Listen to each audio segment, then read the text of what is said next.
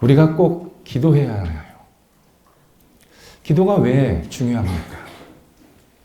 많은 신앙인이 질문하는 내용입니다. 성경에는 기도의 필요성과 중요성을 너무 많이 강조하시고 말씀하셔서 일일이 다 나열을 할 수가 없습니다.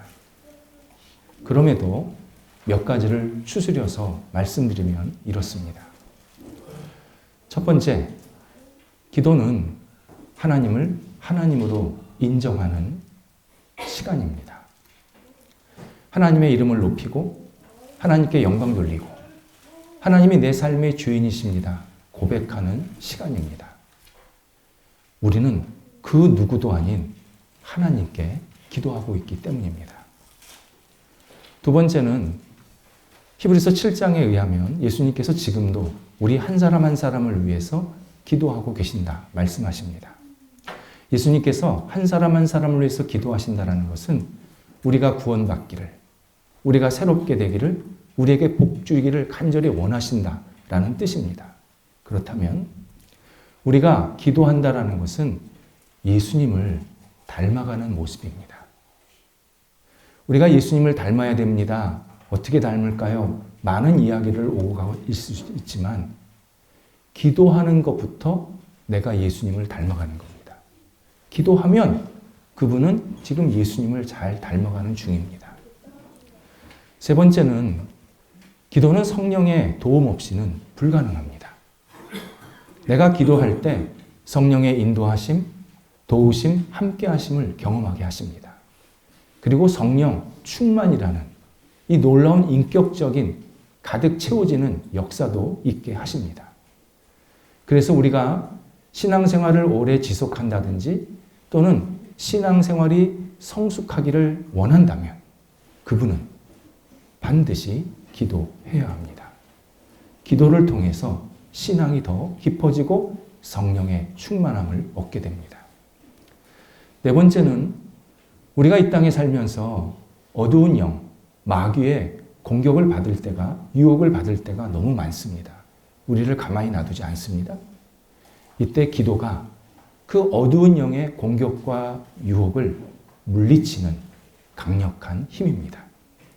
말씀을 듣고 말씀을 묵상하는 것은 어두운 영을 물리치는 공격력 무기입니다. 그러니까 창 같은 무기입니다.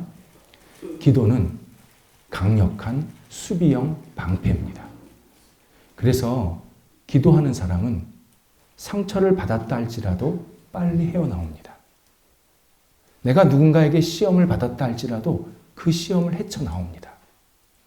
기도하지 않으면 늪으로 계속 빠져 들어가는데 기도하면 어느 순간 내가 쑥 위로 올라와서 다시 삶을 희망차게 살게 만드시는 놀라운 은혜를 경험하게 만드십니다. 다섯 번째는 신앙생활하면은 반드시 열매가 있어야 합니다. 나무가 살아있으면 열매가 있듯이 우리의 신앙이 살아있다면 열매가 맺어야 되는데 그 영적인 열매는 기도를 통해서 허락해 주십니다.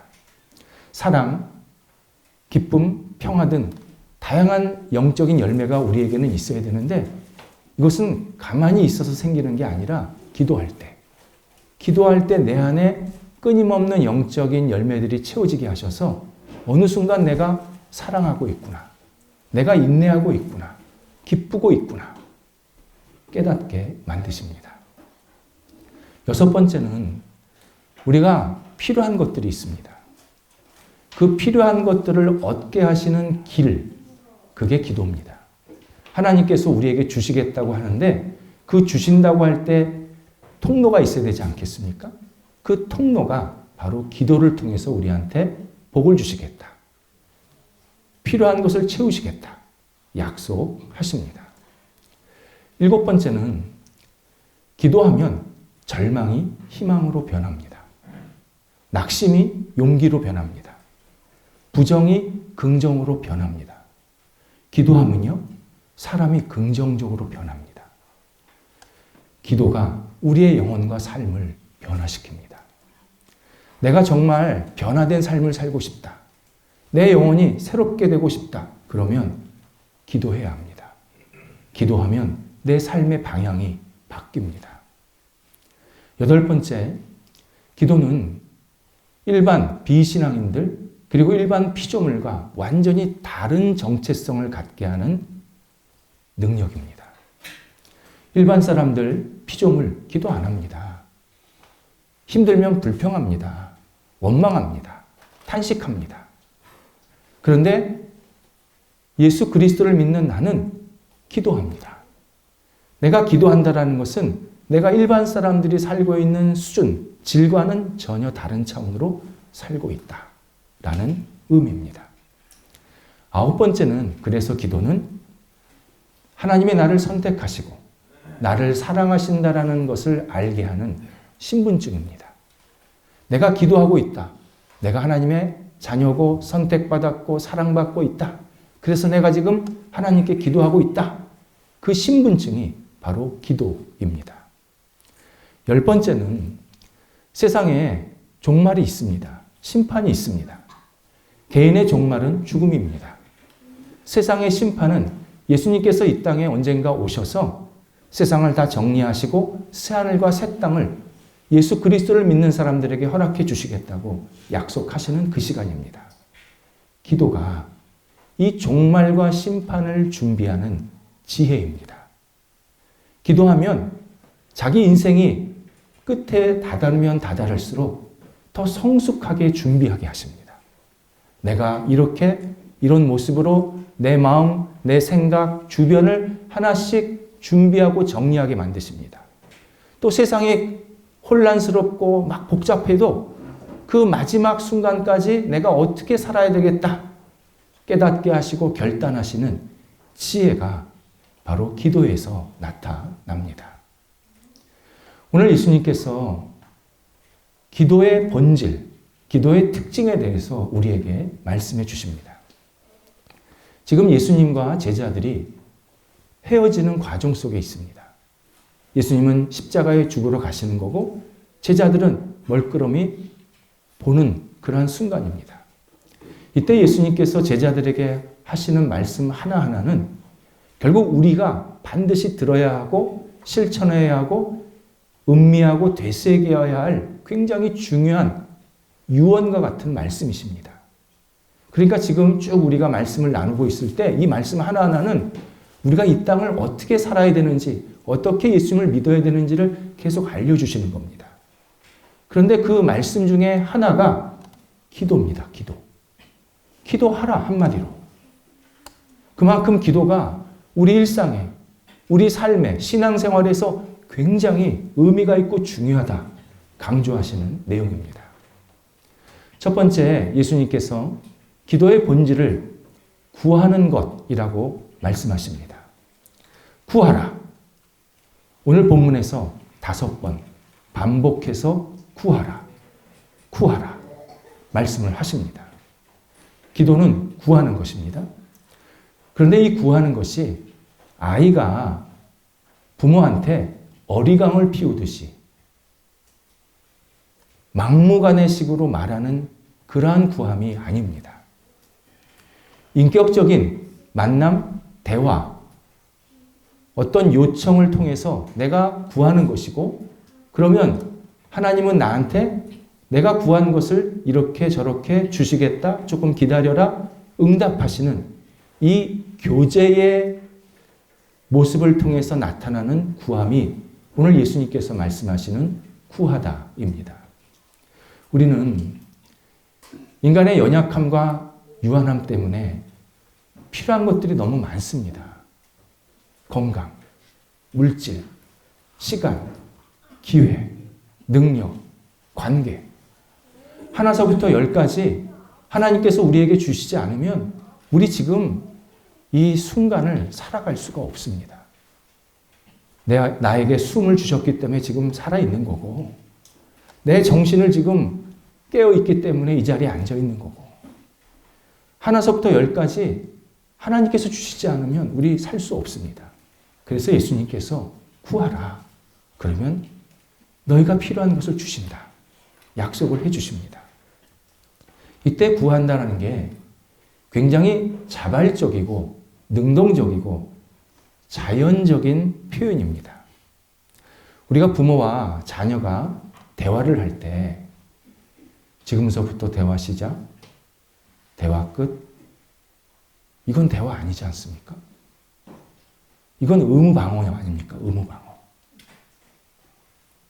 한 사람은 지적, 비판, 잔소리 그렇게 계속 하는 거고 한 사람은 또 그 소리 듣고 흘리고 듣고 흘리고 그냥 겉으로의 시간 아닙니까? 구하는 게 그것의 반대라는 겁니다. 하나님을 인격적으로 친밀하게 대하면서 자연스럽게 능동적으로 일상적으로 하나님께 구하라는 겁니다. 무슨 특별하게 이 시간 딱 기도할게요. 이 시간만 저 기도할게요. 그게 아니라 늘 어느 시간이든 어느 순간이든 버스에 타서든 운전을 하든 걸어가든 그냥 하나님을 생각하면서 기도하라. 구하라. 말씀하십니다. 바로 앞에서 제자들이 예수님을 향해서 예수님 어디 가십니까? 우리는 왜 못 갑니까? 하나님 좀 보여주세요. 이런 일상적인 대화 요청을 했습니다. 사실 이 내용을 들어보면 제자들이 참 무지했구나. 어리석은 점이 많았구나. 오해하는 것들이 있었구나. 우리가 지금 발견하게 됩니다.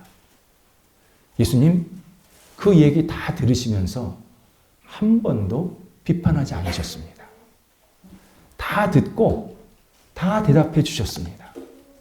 모르는 것은 가르쳐 주셨고 오해하는 것은 깨우쳐 주셨고 그리고 이렇게 다시 친절하게 말씀해 주셨습니다.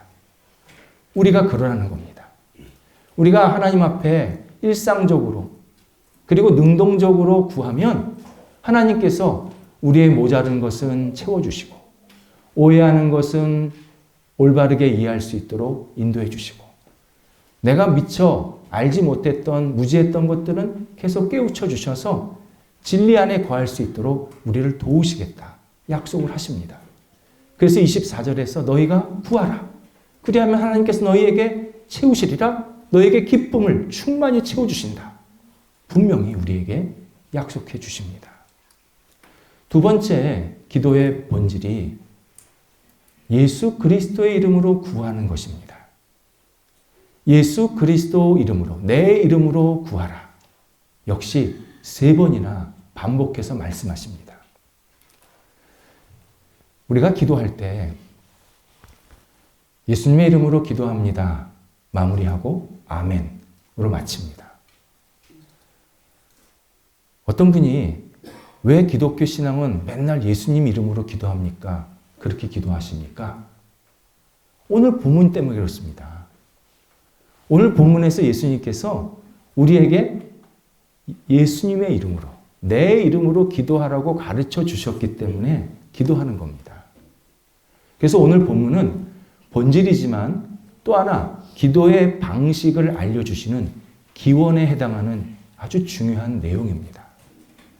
생각보다 많은 사람들이 예수님의 이름으로 기도하지 않습니다. 자기가 믿고 싶은 사람 생각하면서 기도합니다. 어떤 사람은요, 자기가 따르는 교주 이름 대고 기도합니다. 있습니다, 다. 그리고 자기 재능을 가지고 기도하는 사람도 있습니다. 그것은 기도가 아닙니다.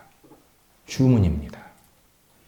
예수님께서 우리에게 가르쳐 주신 기도, 예수님의 이름으로 기도하라.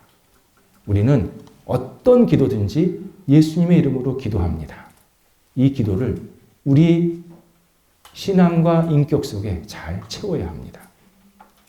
그렇다면 예수님의 이름으로 기도합니다가 도대체 무슨 뜻일까? 확인해야 합니다. 첫 번째, 예수님을 절대적으로 신뢰하고 믿음으로 기도하라 라는 뜻입니다. 예수님은 창조주십니다. 유일한 구원자이십니다. 부활하셨습니다. 심판자이십니다. 이걸 믿으면서 기도하라 라는 뜻입니다. 우리가 예수님의 이름으로 기도합니다. 이게 추임새, 후렴을 반복해서 습관적으로 말하는 게 아니라는 겁니다. 내가 짧게 기도하던 길게 기도하던 예수님의 이름으로 기도합니다 라고 하는 것은 반드시 예수님이 나의 주인이시고 나의 심판자시고 부활하셨고 나를 살리시는 분이다. 이 사실을 굳게 믿고 기도해야 된다. 우리에게 말씀해 주십니다. 두 번째는 예수님의 이름으로 기도합니다는 예수님이 하신 구원 사역을 온전히 의지하면서 받아들이면서 기도하라 라는 뜻입니다. 우리 주변에 이런 사람들이 있습니다. 예수님은 내 기도 반드시 들어줘야 돼. 내가 얼마나 새벽부터 밤까지 열심히 사는지 몰라. 나 땀 흘리면서 정말 눈물 흘리면서 처절하게 살고 있어. 나 같은 사람의 기도를 들어주셔야 예수님이 계신 거고 예수님이 나를 사랑하는 거야. 나 기도 응답받을 자격이 있어. 나 이렇게 열심히 살고 있어. 이렇게 말하는 사람들이 있습니다. 또 이런 사람도 있습니다. 나 봉사 많이 했어.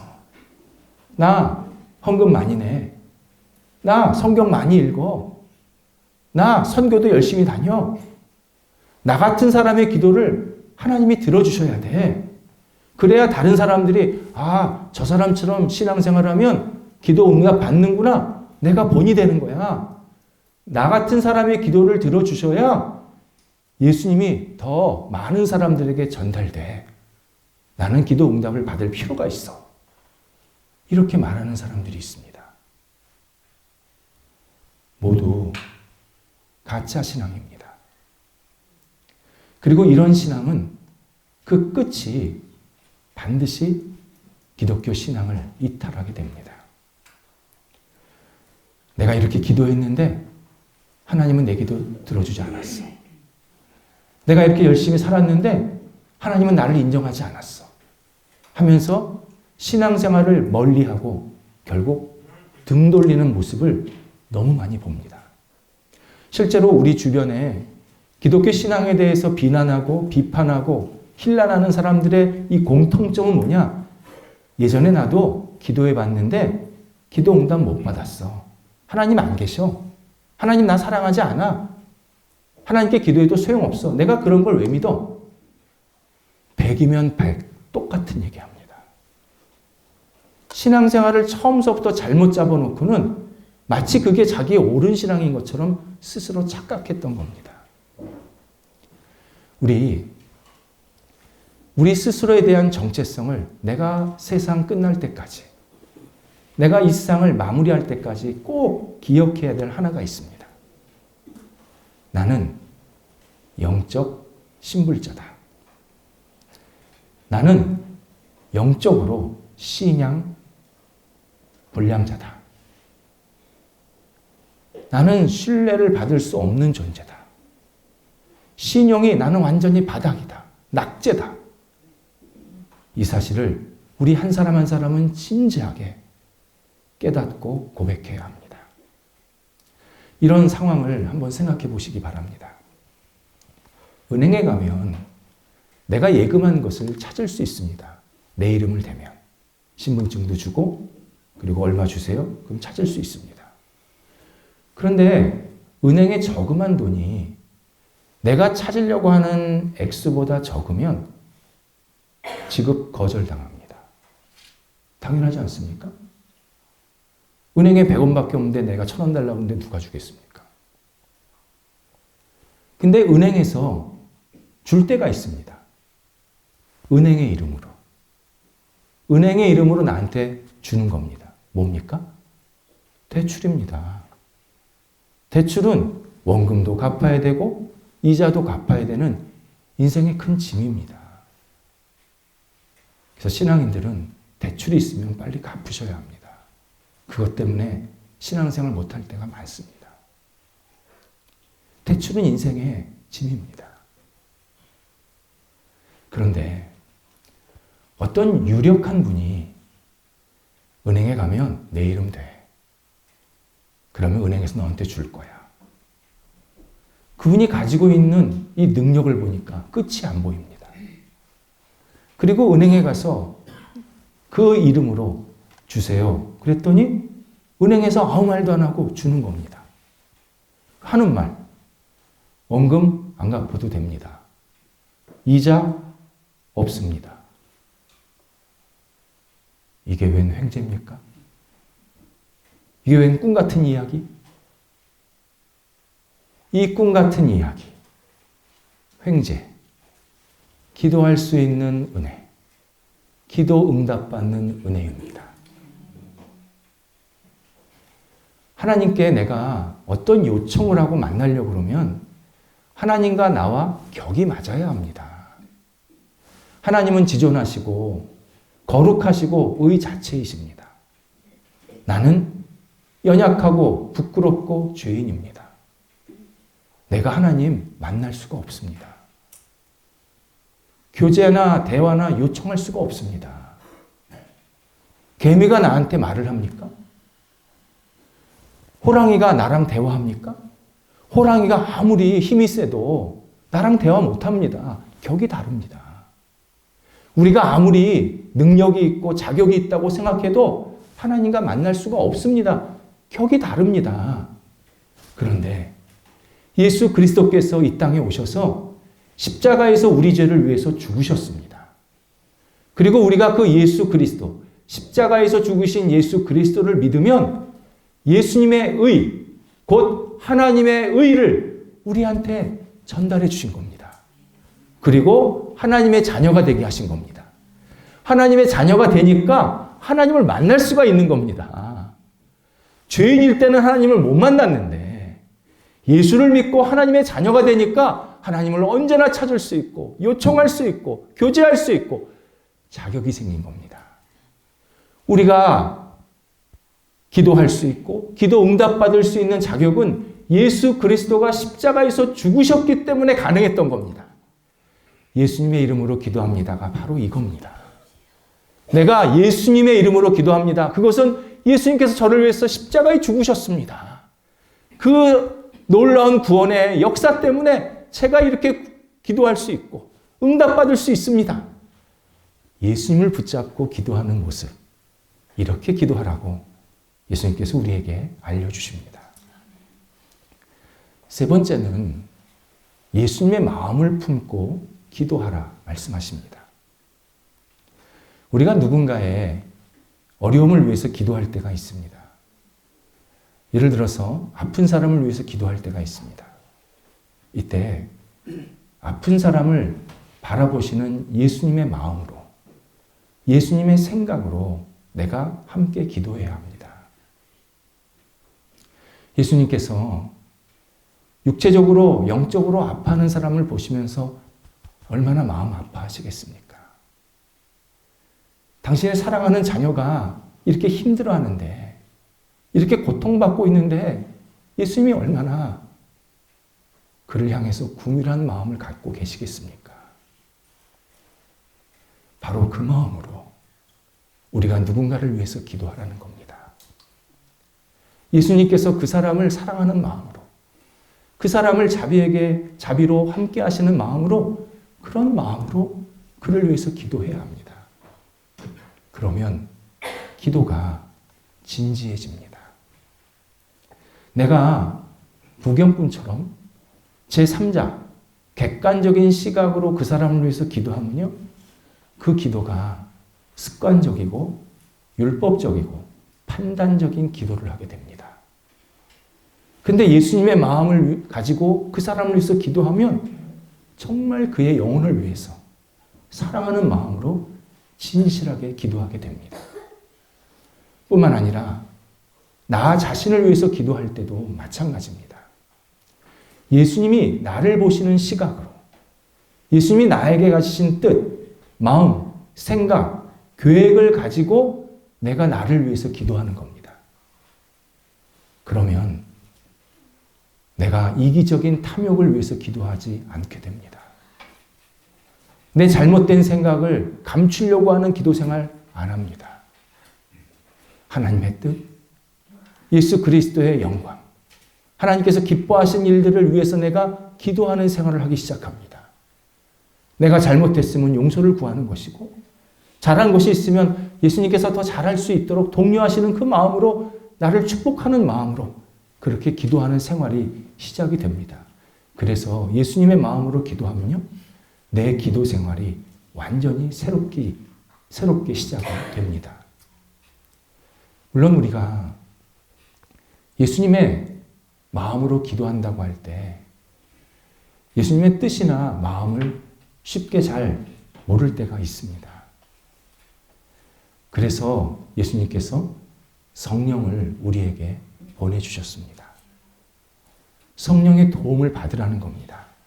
성령님, 제가 예수님의 뜻을, 예수님의 마음을, 예수님의 계획을 가지고 기도하게 해주세요. 제 기도 생활이 올바른 방향으로 가게 해주세요. 의지하라는 겁니다. 성령께서 도와주시겠다 약속하십니다. 그러니까 우리가 기도하는 것이 두 개 축이 있어야 되는 겁니다. 하나는 내가 원하고 필요한 것. 하나님, 저 이거 일 잘 되기를 원합니다. 성공하기 원합니다. 직급 올라가기 원합니다. 제가 좀 형편이 나아지기 원합니다. 제 연약함이 치유되기 원합니다. 이런 구하는 것 하나 있어야 되고, 또 하나는 성령을 의지하면서 하나님, 성령님의 도움을 받아서 제가 올바른 기도 생활을 계속하게 해주세요. 하나님의 뜻이 제게 이루어지게 하소서, 주님의 영광이 제게 이루어지게 하소서. 제가 일 잘 되고 성공하고 몸이 건강해지는 것은 결국 하나님의 영광을 위해서 쓰임받는 그러한 과정이 되게 해주소서. 이렇게 두 가지 축을 가지고 계속 기도해야 합니다. 그러면 성령님께서 우리의 기도를 계속 선하게 이끌어 주십니다. 잘못된 기도는 가지를 쳐주시고, 올바른 기도는 계속 하나님께 상달되게 하셔서 우리가 하나님과 아름다운 응답받는 관계로 계속 서게 성령님께서 도와주십니다. 이게 로마서 8장 27절에서 성령이 성도들을 위해서 하나님의 뜻대로 간구하시느니라 라는 말씀의 의미입니다. 세 번째, 예수님께서 기도의 본질을 가장 중요한 것을 언급해 주고 계십니다. 25절입니다. 25절에서 이렇게 말씀하십니다. 내가 너희에게 비유로 말했지만 때가 되면 비유로 말하지 아니하고 하나님을 직접 이르리라. 친히 이르리라. 이렇게 말씀하십니다.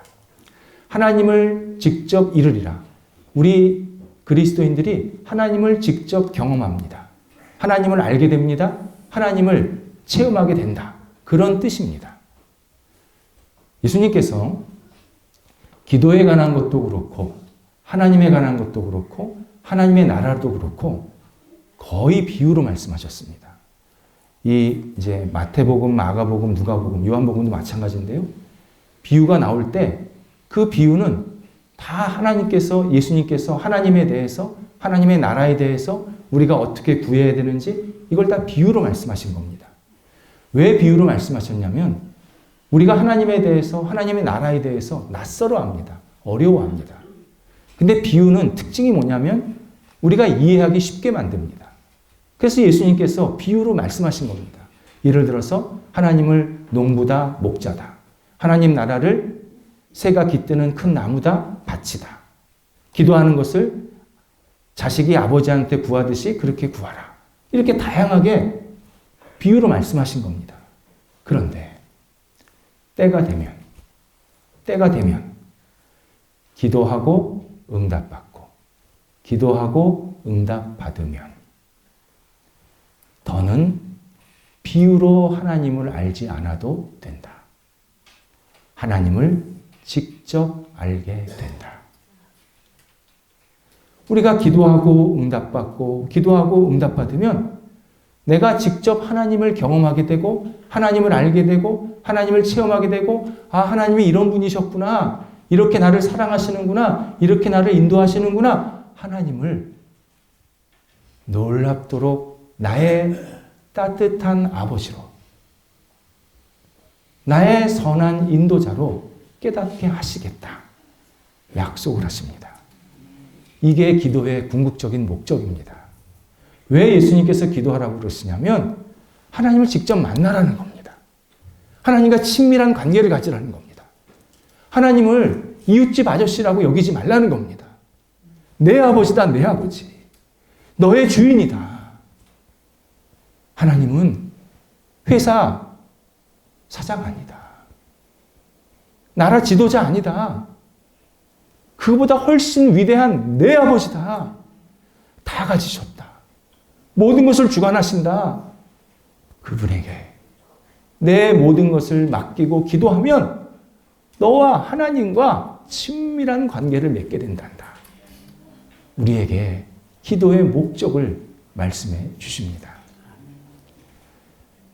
기도는 우리 영혼과 삶을 살립니다. 기도는 죽었던 영혼을 깨웁니다. 잘못 살았던 삶을 새롭게 만듭니다. 그래서 부활하신 예수 그리스도를 믿는다. 이걸 다양하게 표현할 수 있는데요. 그 중에 하나가 기도 생활한다 입니다. 기도 생활하면 부활하신 예수 그리스도가 내 안에서 계속 역사하셔서 나를 깨우시고 나를 살리시고 나를 회복시켜 주시고 다시 힘차게 열정적으로 앞을 향해 나아갈 수 있도록 선하게 이끌어 주십니다. 기도하겠습니다. 하나님, 저희가 기도할 수 있게 하신 것 감사합니다. 이 기도 생활이 더 깊어지게 하시고 더 넓어지게 하시고 더 온전해지게 하시고 더 성숙해질 수 있도록 인도하여 주시옵소서. 저희가 필요한 것, 부족한 것 주님 앞에 아뢰일 때마다 하나님께서 역사해 주셔서 응답받게 하여 주시옵소서. 올바른 기도, 신실한 기도를 함으로 하나님의 뜻에 합당한 간구가 우리의 삶 속에서 계속 나타날 수 있도록 인도하여 주시옵소서. 어떤 순간에도 혼자 고민하지 않게 하옵소서. 하나님께 맡기며 주님의 도움을 구하며 성령의 인도하심으로 날마다 기도하며 응답받는 저희의 삶이 될 수 있도록 살아계신 예수 그리스도를 체험할 수 있는 저희 삶이 될 수 있도록 역사하여 주시옵소서. 예수님의 이름으로 기도드립니다. 아멘.